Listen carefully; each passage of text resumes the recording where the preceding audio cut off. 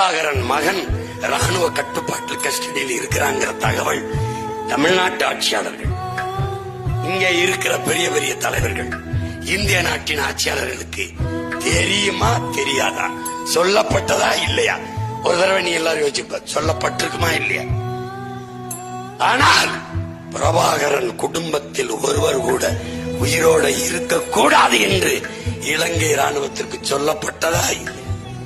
அதனால் என் தம்பியின் நெஞ்சிலே 5 குண்டுகள் பாய்ச்சப்பட்டதா இல்லையா? தம்பி, அதையெல்லாம் மறந்து கடந்து போனவென்றால் நான் நல்ல ஆத்தானுக்கும் அப்பனுக்கும் மான தமிழச்சி மாறலை பால் குடித்து வளர்ந்த மகன் தானடா நான். என்ன துயரத்தை தாங்கி நிற்கிறேன் தம்பி.